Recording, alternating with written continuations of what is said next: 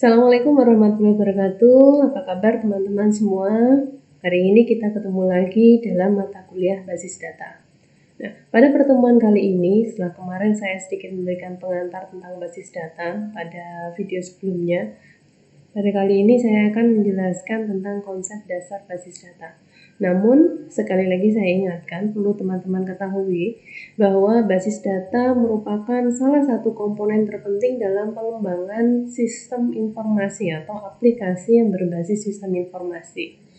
Nah, seperti apa sih kebutuhan basis data dalam pengembangan sistem aplikasi sistem informasi? Nah, tanpa adanya data yang diolah dengan menggunakan teknik database atau basis data, sistem informasi tersebut tidak akan mampu menyajikan informasi yang benar-benar dibutuhkan oleh penggunanya.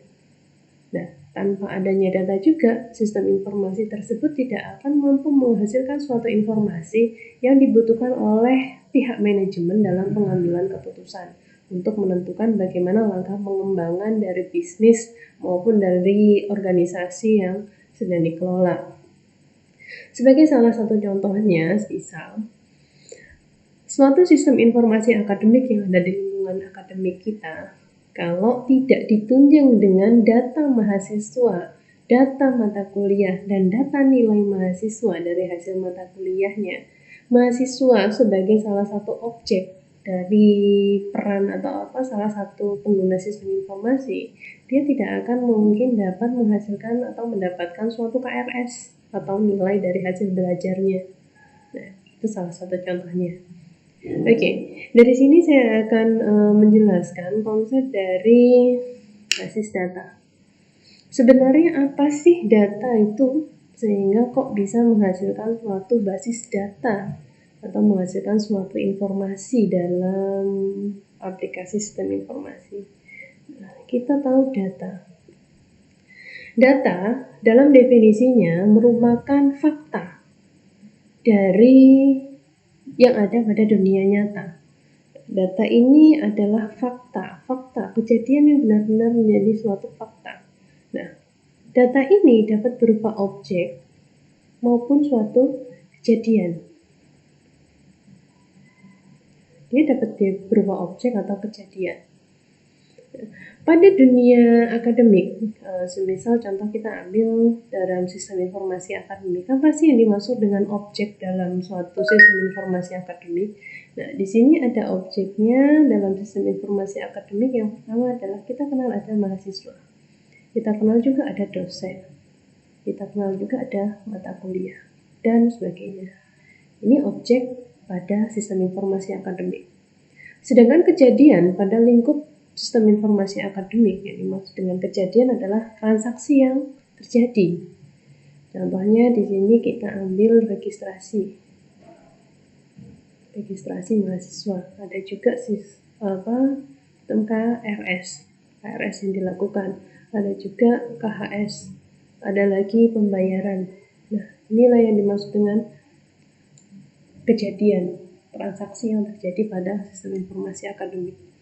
Nah, sebagai salah satu syarat data ini dapat diolah dalam basis data, syarat utama adalah data tersebut harus mampu disimpan.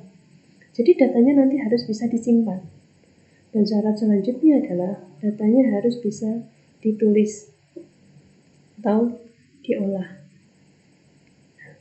Kenapa harus disimpan dan ditulis atau diolah? Jika tidak melakukan penyimpanan data itu hanya kita masukkan lalu sifatnya standalone, tidak ada tempat penyimpanannya, maka data itu tidak akan menghasilkan suatu informasi dalam jangka atau dalam periode tertentu.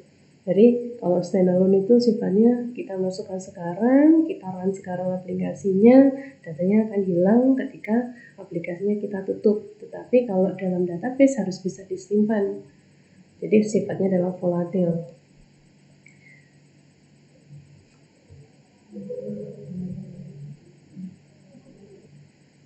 Nah, Seperti apa sih karakteristik suatu data sehingga bisa disimpan dan diolah tersebut? Nah, contohnya di sini kita tadi punya beberapa objek dalam sistem informasi akademik, yaitu mahasiswa, dosen, dan mata kuliah. Kita ambil mahasiswa, salah satu contohnya. Mahasiswa. Mahasiswa sebagai salah satu pelaku dari sistem informasi akademik, dia pasti menghasilkan atau menyimpan suatu informasi tentang dirinya sendiri. Contohnya apa? Mahasiswa itu pasti akan memberikan informasi tentang NIM. Dia pasti punya NIM. Yang kedua, dia punya nama. Selanjutnya, dia pasti memiliki alamat rumahnya. Dia pasti punya nomor telepon. Dia pasti punya TTL, tempat lahir. Dan dia pasti menempati salah satu prodi tertentu. Dia punya prodi. Nah, sama dosen, kita ambil lagi contohnya dosen. Nah, dosen ini pasti juga punya NIDN sebagai nomor registrasi dosen. Terus dia juga punya nama, lalu dia punya alamat, dan seterusnya. Jadi informasi-informasi yang menyatakan tentang objek tersebut. Kalau registrasi bagaimana? Oke, kita ambil contoh salah satu registrasi. Di sini adalah KRS. Oke, KRS. Nah, pada registrasi atau transaksi atau kejadian yang terjadi dalam lingkup basis data, misal KRS di sini kita ambil, pasti dia ada salah satu objek yang menjadi pelaku sehingga kejadian tersebut bisa terjadi. Nah, KRS di sini merupakan suatu kejadian. Siapa sebenarnya objek yang melakukan KRS?